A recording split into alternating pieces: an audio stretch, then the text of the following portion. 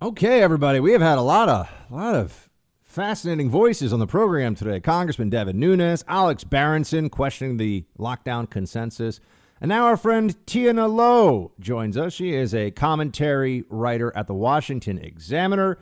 She is, like the rest of us, on lockdown in the D.C. area, stuck in the swamp. Tiana, how you doing down there? I'm surviving. I'm alive. There are worse ways to be quarantined. I think we're all just hoping that this is over soon. We're hoping, but we in New York just got told that it's looking at, as of now, mid-May at a minimum. So it's going to be a while. I don't think we're going to see a change in New York until my guess, which has been my guess, and producer Mark can verify from the beginning, first, second week of June, you'll start to see people begin to return to offices and things. That's my guess. But we'll see. We'll see if I end up being right on that one. All right, so we have some very big news last night that didn't seem like such big news to me, Tina, because I had tweeted a couple of days ago, just wait, we're going to be told, I think I said this month, that the virus did come out of a lab. Like everything was starting to look a little more and more. And at the very beginning, this was somewhat, it added up. It was common sense based. You can't say the evidence necessarily pointed to it. Senator Cotton of Arkansas, he said this, and he was slammed by the media. Have you seen any retractions about that? Oh, absolutely none. I mean, as recently as a week ago, they were calling this a conspiracy theory. Now, everyone was mischaracterizing what Tom Cotton was saying. He was not saying that the virus was specifically invented from scratch in the lab. But what we do know, thanks to the Washington Post, is that the State Department was warned that China was not only very riskily studying novel coronaviruses, they were trying to engineer them. And this was what? A few miles away from the Wuhan seafood wet market that this allegedly came out of. But we already know that patient zero had no connection to the wet market. And we also know the wet market didn't sell bats. Yeah. There were a lot of reasons to be asking questions. Again, no one's saying anything with certainty. But the fact that people were able to call this a conspiracy theory with such certainty just goes to show why there's such little faith and trust in the media today. Yes, and those wet markets, I think there's a perception that they exist in just a couple of places. There are wet markets all over China. Friends of mine who are based there or have been based there will tell you that it's not a tough thing to find. And so this being the one time, everyone's been making these comments about some guy eats bat soup. No, there have been bats being eaten there for a very long time in large numbers, and for this virus to just pop up and happen to be so close to the Wuhan Institute of Virology, which if you wrote this as the script for a spy novel or something, I think people would say, oh, it's all just too convenient. But that seems to be where we're heading. I know Brett Baer, Fox News, had a report on it last night. But the media response to China has been fascinating. CNN had a report that came straight from the People's Liberation Army website, pretty much, on how China's doing a better job protecting their military from COVID-19 than we are.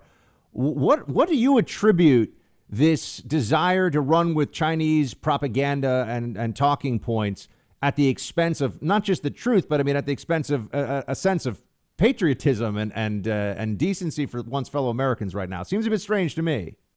I mean, the sign of sycophancy is just disgusting. It's possible to think that Trump handled the spread of the coronavirus less well than he should have. You can even hate how he's done it.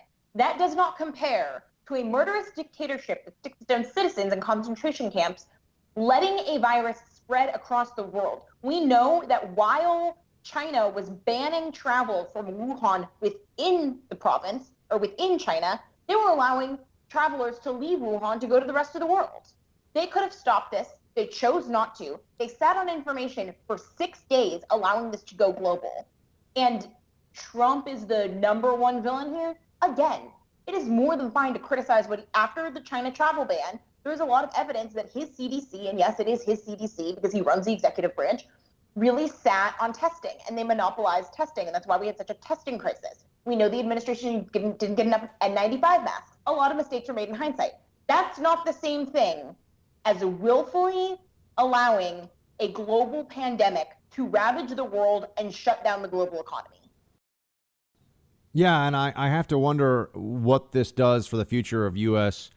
China relations. Trump is always somewhat warm in his descriptions of his interactions with Xi Jinping, the Chinese premier. But I think America has woken up to the problems posed for the world. You know, you can care about China or not as an American, but Chinese U.S. foreign policy, as we all see now, cares about you. There's no way to avoid the economic ties here, good and bad, the virus tie that we're seeing. You know, it has been known for years now that the strains of influenza, for example, obviously separate from COVID-19 that we're worried about, they come from China. So we did have, the world has had advance warning here, and that's why a lot of us look back at this and say, how come this wasn't dealt with right away? I mean, let's think about it, Buck. This is the third airborne infectious pandemic that China has flung across the world in as many decades, and we still don't realize that maybe liberalizing and opening China was a mistake. You know, the Democratic Party is at a real precipice here. For as much that, you know, Trump will say annoyingly flattering things about Xi Jinping, I think that the bulk of the Republican Party is a China hawk party. Democrats can be and should be too. We already know that Joe Biden, you know, he was a vocal proponent of the Trans-Pacific Partnership, which was designed to ice China out of a lot of American trade. We know that he rightfully slammed Bernie Sanders during their last debate about Bernie lauding China for pulling people out of poverty by loosening their communist restrictions. But it just doesn't seem like the rest of the Democratic Party wants to name and blame and punish China, which is horrifying. You have Chris Murphy going on CNN saying the only reason we're in this position is because Orange Man bad, not because Xi Jinping evil. I mean, Nancy Pelosi, Hillary Clinton, they're all bending the knee to the World Health Organization. And did you see the New York Times? We've been discussing this a bit on the show, but it feels to me like they keep, and this is a bit of a change of pace here, but it feels to me like they keep digging the hole even deeper. Speaking of media coverage of things and how we're losing respect for a lot of the biggest institutions in the country in the media day by day, the treatment of the Joe Biden sexual assault allegation that's out there, it took them 2 weeks. I've had you on the show before to talk about different Me Too related issues, right? And the media's coverage of them. It took them 2 weeks to even write a story on it. They had to pull a line that was effectively, other than hugging, kissing, and other unwanted touching, no problem with the way Joe Biden interacts with women, which everybody just, that was a real wow moment. And now you've had some of the same people who were saying that the mere allegation against Brett Kavanaugh was enough to require him stepping down because the country deserved better than the suspicion of misconduct from a Supreme Court justice. How can that not apply to a possible future president? From the people that are saying that that's the standard. I don't agree with the standard, by the way, but that's what they say. Yeah, no, I mean, Dean Backett, he was asked by Ben Smith, why were they sitting on this? You know, you could theoretically have done two separate news reports, one saying the allegation was made and another going into the details of it. And the New York Times' defense was that it was not a live story in the news. I think that the gray lady, the paper of record, is responsible for setting the news. And the treatment that Joe Biden is getting just shows why the Kavanaugh standard was absurd. I am seeing this sort of dangerous, reflexive instinct on the right for people to now try and act as though we should hold Biden to the Kavanaugh standard. No, we should use this to go back into the past and explain why it was such a farce. So today there was a lot of renewed talk about, oh, but Joe Biden didn't actually have a pattern of sexual assault, but Brett Kavanaugh, Christine Blasey Ford's allegation was more credible because there was a pattern of misconduct towards women. The Julie Swetnick thing pushed by convicted felon Michael Avenatti. Yeah. The Deborah Ramirez corroboration, the corroboration that all of these reporters were talking about, when that book by the New York Times writers first actually did come out, we found out there was one person who was able to name Kavanaugh as the perpetrator during this alleged incident at the time, who was told by someone who reportedly saw it. We have no idea who that person is. Every single person that Deborah Ramirez names as being in the room where it happened has denied it, has said that it is impossible this thing happened. Oh, so we have a story that was on its face a joke, and another one that has zero corroboration, and we're going to say that's a pattern.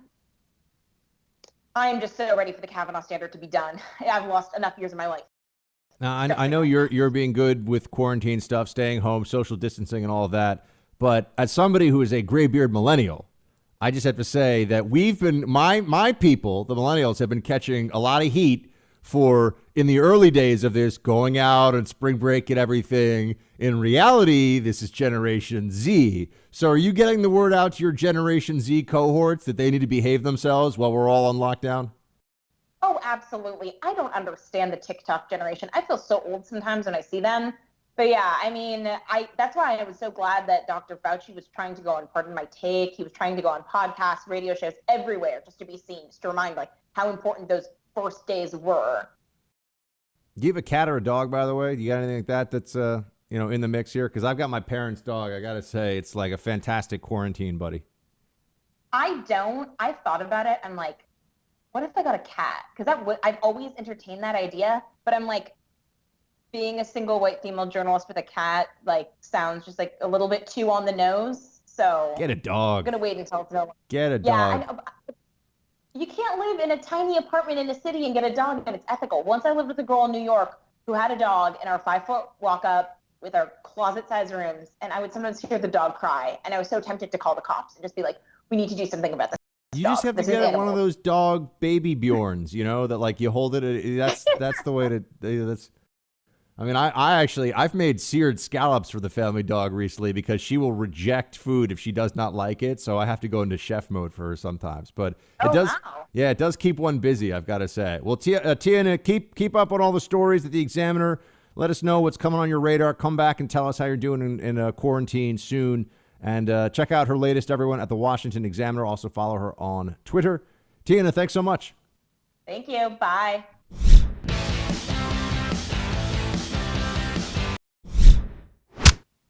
I think right now, just the stakes are too high when it comes to another 4 years of Trump. My community especially has been so impacted. And it's, for a lot of communities, this is an issue of life and death. We've had kids in cages. We've had a pandemic response that happened way too late that has cost us lives. We have people that don't have access to critical care that they need. I think it's really important that we rally behind our Democratic nominee in November. Yeah, because Joe Biden would have done such a better job with all those things, right? Just remember, my friends, the choice is not Trump. Not that you need me to tell you this, but I think it's important for us to frame the discussion this way, to put it in the necessary context. The choice is not Trump or some genius, superhero, former, war hero, amazing superstar of awesomeness. It's the buffoon who doesn't know where he is, known as Joe Biden. That is what the offering is. I mean, I got to tell you, I would be considerably more concerned about Trump's chances if they at least put someone forward who was compelling, even to their own side. Joe Biden's not compelling for anybody. Joe Biden is the least exciting political candidate for office since probably Dukakis. I mean, John Kerry's not exactly sending a thrill up anybody's leg either, right? But it's been a long time since you've had somebody who is as completely lacking in. Well, what are the new ideas that Joe Biden represents? Does anyone want to try that one? I mean that as like a trivia question. Do you have any idea what it might be? But remember, progressivism also is the answer here. Government failed at all levels to protect us from this. That's a fact. Now, you could say that no government has been able to adequately protect its people from this. But the government failed in very specific ways in this country. And as we know now, because it has been adjudicated in the public over whether Trump can reopen things, Trump didn't have the authority to shut down the whole country. That was never in his power, in his purview. So now the claim is going to be that Trump shut it down too late, when we know that they've told us he can't reopen it too early. It's not something he's able to do. They can't have it both ways. But really the people this is an area where a person in public office, not a public figure, a person in public office is going to be particularly reliant upon what the, quote, experts tell them, right? We expect, if you're going to be the president of the United States, that you have a obviously a very strong grasp of politics, and you have a very strong grasp of the military and economy, or at least we like to think you have a strong grasp on those things, right? We understand that. We don't really expect you to have a medical background or expertise in pandemic disease. That's where you're going to have to rely on advisors and experts. And that's when I say that the government has failed. The people whose only really important job in existence was to stop something like this from happening. Those people failed catastrophically and dramatically to foresee what this was, to have us prepared for what it was, and then I believe to make the proper decisions at many levels, even when we saw just what we were facing. If there's a more panicked response than lock down the whole country, I would like to know what that is. What could be a bigger panic than let's shut down everything, everyone stay in their homes. Everyone effectively hide. Everyone hide from the virus. That's what we've been told to do. That's not the same thing as saying everybody take precautions when you're out, wear gloves, cover your mouth, wear a mask, keep people who are particularly susceptible, who are older, safe and away from this till we have a better handle on it. That's not no, they said everybody stay home. Can't, your business is shut down. Can't do anything about this. And that's supposed to be brilliant strategic advice. That's the smartest. That's the best thing they could come up with. I mean, let's be honest. Anybody could come up with that. We're facing a really bad situation. No one leave your house. There's a really bad disease out there. Everyone stay home. The experts that Trump was relying on to have something better in mind. And let's be honest, the medical researchers, the medical community that had a head start on upper respiratory infections like this for years and years. We saw SARS, we saw MERS, we had H1N1 pandemic. These things keep happening, and we've been caught flat-footed. We were not ready for this, and now I think instead of just adapting to it in real time as we go, we have seen a reaction that came late based on what the real threat of the virus was, and then a reaction that overcompensated for that lateness. And this was all driven by the people who were supposed to have expertise in these matters. It wasn't, Trump wanted to reopen the economy a week ago, or at least start reopening it, but he got shut down. Remember, it's got to be all through April. Can't do that, can't change. Democrats are going to be offering up Joe Biden as the answer to all the country's problems. And they're also going to be leveraging this moment of crisis in every way that they possibly can to try and push progressive agenda items that they know they would never, ever be able to advance the football downfield in normal times the same way. So we got to remember that. There's a lot of moving pieces here. There's all of this focus on the pandemic and the virus, sure, but there are a lot of things that are going on under that political umbrella right now that you got to keep an eye on, because the left is going to exploit this every chance they see.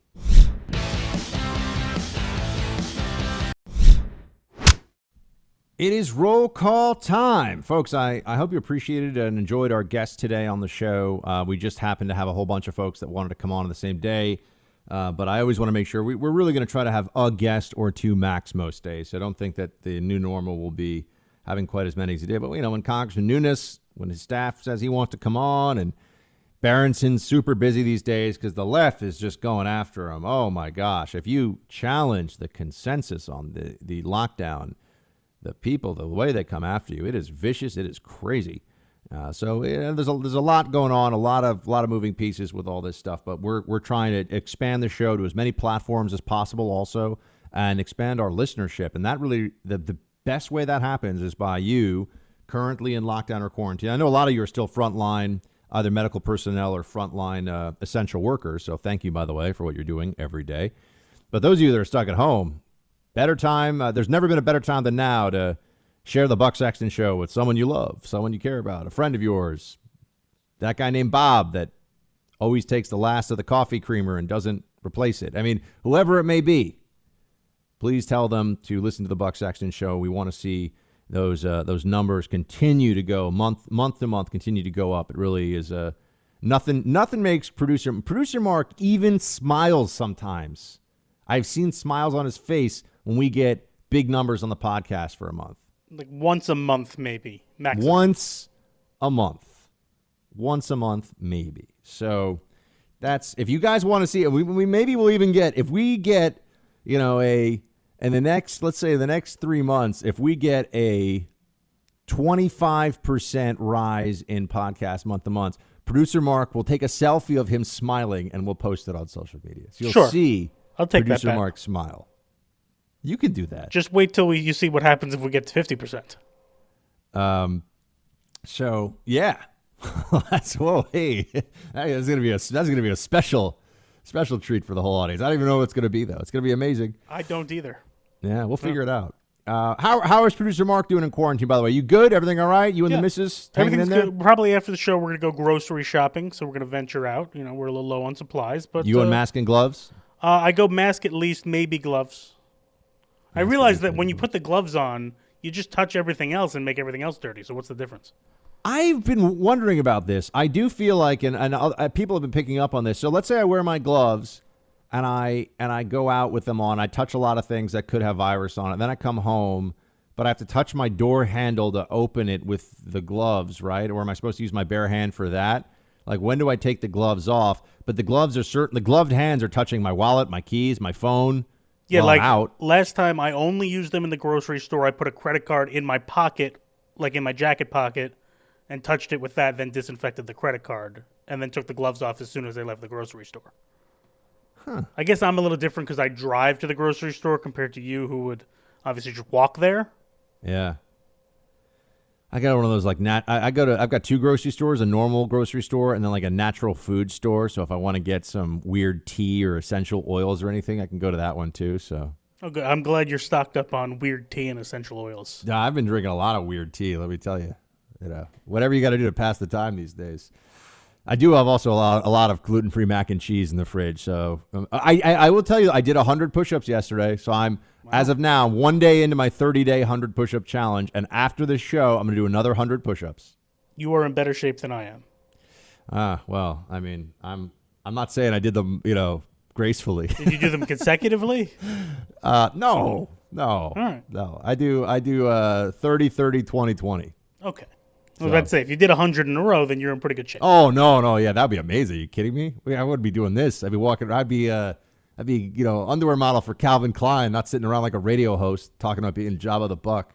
But I'm getting there. I'm getting back into it. The funny thing is that whenever I roll the mat out, Tallulah, and I've posted this on social media for those who want to see, she does her own little yoga class where she like stretches and she twirls around. She loves the mat on the ground. And whenever I take it out for my use, she runs over and thinks the mat is for her. And then we get into this like man versus dog, who really gets supremacy here.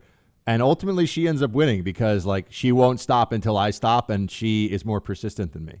Yeah, you're going to end up having to just do the push-ups on the hardwood floor because That's the what dog ended wants up the happening. mat. Yeah. That's what ended up happening yesterday. Yeah, because the dog wants the mat every time. And I'm like, she could be napping on the couch. I pull the yoga mat out and little Toulouse flies over and just starts rolling around on the mat having a great time with it. So, all right. Well, I bought a yoga mat. Luckily, I don't have a dog to compete with. Oh, there you go. Not yet. Not until yet. Mrs. Mark decides that there's an hypoallergenic multi-poo that you guys have to get. We're not allergic to dogs. We're just too cheap for dogs right now. And it'd be a really long walk to have to walk the dog every time because from our elevator to our apartment, it's a long walk. You gotta get a lot of walks in with the dog. That is exactly, for sure. Yeah. So, all right, Facebook.com/Buck Sexton. If you want to send us roll call thoughts, if you want to email teambuck@iheartmedia.com. On Instagram, just Buck Sexton. You can send me messages there. I'll start pulling some Instagram messages that we can also put into the roll call here. We haven't done that yet. Michael, Buck, for engineers, we can't take the exam to get licensed unless we have some schooling, but nothing is a bigger waste of money than a liberal arts degree. The main thing my graduate school research advisor teaches us is that we do not need them. We can learn anything we want ourselves, shields high. The liberal arts degree used to be, Michael, really used as a sorting mechanism by employers. So they wanted to see that degree because far fewer people had them. But now many more people have 4-year degrees than used to. And also they've watered down the education of a liberal arts degree. So I just think that it's not that dynamic is changing now, and there are a lot of ways. What you really want to show, especially for entry level jobs, for an entry level position anywhere, what you really want to show is that you are responsible and respectful and reliable. And if you do those things, responsible, respectful, reliable, that's like for an entry level job, that's like 90% of it. I mean, that's really all if you can show someone that, and so that's why there's a lot of different ways. Obviously, employers love former military service for that reason, but also just, showing a new job that you've had any kind of job where you showed up on time, did what you were supposed to do, and could be trusted with those tasks. That having a job shows you could have another job is kind of what I'm trying to say. And there's really no better way to prove that than to do it. And at the earliest stage of getting a job, at the earliest stage of getting a job, you have that need to just convince an employer that you'll do the things that I said: responsible, reliable, and what was the third R? That was pretty good, actually. I just came up with that on the spot. Responsible, reliable, and respectful. Yeah, that's the other thing.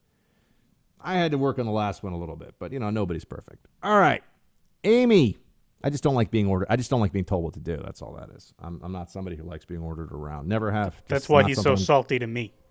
Yeah, that's right. Producer Mark gives me commands, and I know I have to obey them, but I like to give him some guff. I like to give him a little. You guff. never just do it. You have to put on the whole song. Even when he's right, and I'll admit that he's right, but I'm Yeah, but you'll grumble about it.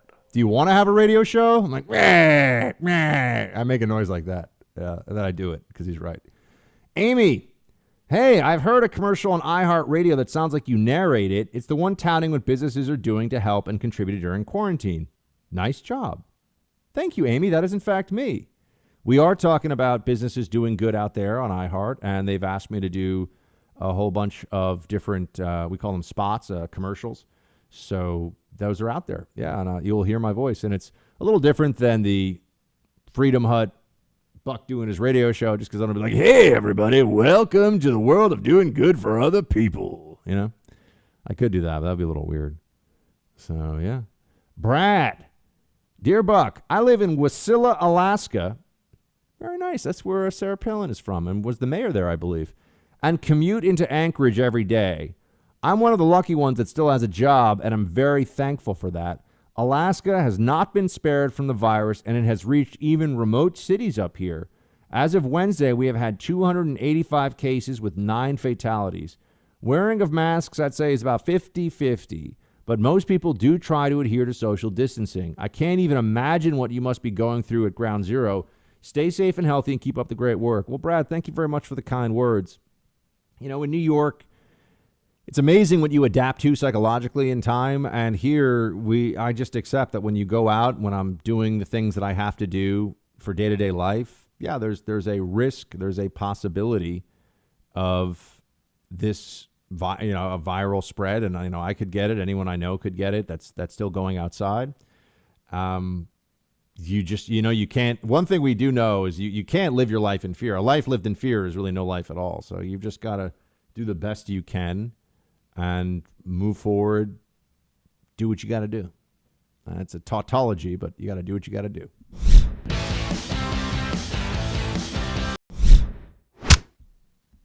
More roll call.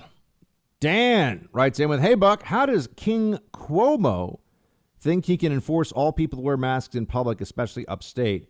I, for one, have a natural predisposition to buck his executive orders. Shields high. Yeah, Dan, I mean, here's the way it's going to work in practice, because they're not going to arrest anybody for this. They said they might fine people for it.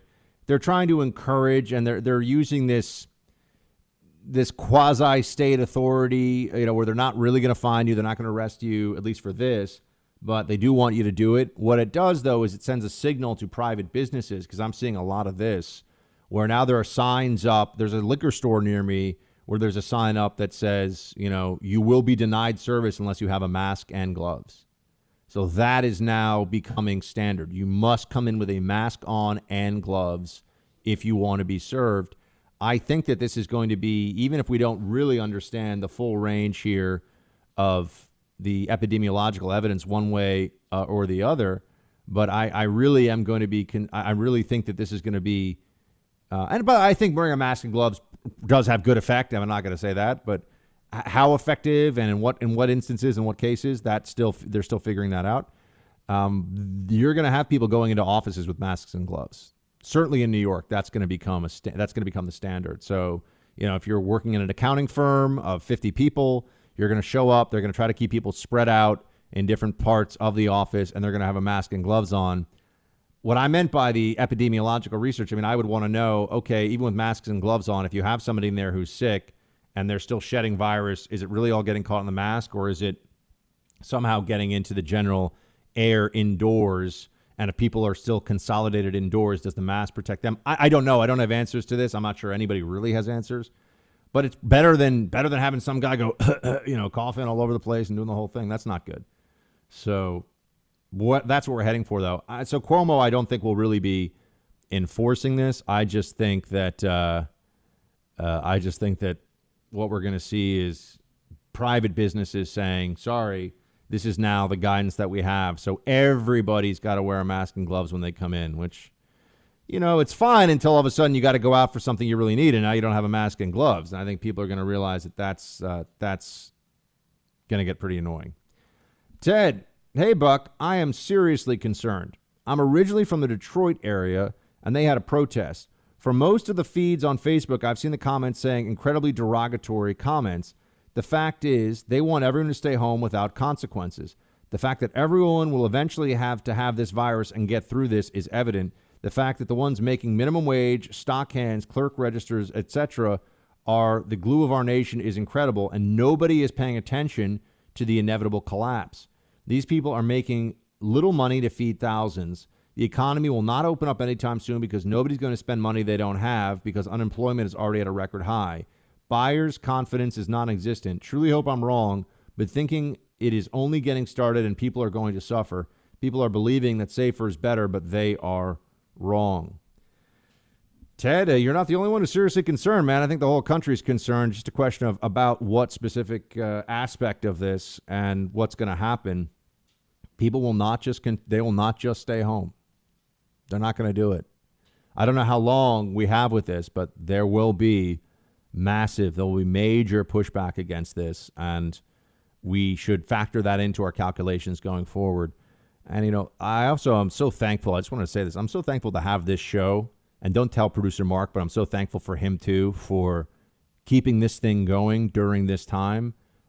This show is really right now my greatest connection to sanity, being able to talk to all of you every day and feel this sense of purpose to bring you information. So I really do thank all of you for listening, and I mean that. And you can all thank producer Mark for me. Don't tell him. I don't want him to get a big head. But we've kept this thing going under a lot of duress. There was, especially in the early days, they were shutting down studios left and right. We weren't sure if we'd have all the gear that we needed and everything else to get this thing. We have not, and I'm very proud of our team. We have not missed a day because of this pandemic. We have stayed on air every single day that we have wanted to, that we have needed to. So, and that's been important, I think, for our morale and our esprit de corps. We have purpose every day to bring you the best information we can and to continue this conversation about what the country's going through. Derek, Buck, I live in North Carolina, listened for a handful of years now. You mentioned Governor Cooper here in North Carolina on the show today. Some of his recent comments are very concerning, as he seems prepared to order a prolonged shutdown here through May or June, despite the relatively light impact thus far. North Carolinians need to go vote en masse in November to remove him. In general, as this has progressed, we seem in much of the nation have overreacted to this new virus. I hope this serves as a cautionary tale for all of us right now in the future on panic and fear and government overreach. Stay safe and healthy in New York City. Shields high. Yeah, North Carolina has not been hit as hard as a lot of other places, so I think it's surprising that that's where they had someone get arrested, not people, one person get arrested for a protest. And yeah, I do think there's at a state level, there's been a lot of overreach. John Buccarino, you and producer Mark are a great team like Abbott and Costello. Just wanted to hear your take on how the economy is going to recover with many massive industries like sports, entertainment, travel that won't be coming back nearly the numbers needed to support them for a while, which will have ripple effects, and all under industries that service them. What is going to be our new normal with the inevitable massive and long-term unemployment? Need some hope. Shields high. John, the hope is that we will get through it. The short term is going to be tough because a lot of those large group activities that are necessary for a whole bunch of other industries as well to flourish. You mentioned arena sports and movie theaters, and you think about all this. Restaurants, large restaurants in particular, they're not coming back for months at a minimum. And when people realize that the reopening of the economy means a partial reopening, I'm worried that a lot of investors and there'll be a lot of financial ramifications we can just begin to see now. But we will get through, my friends. We will endure. Shields high.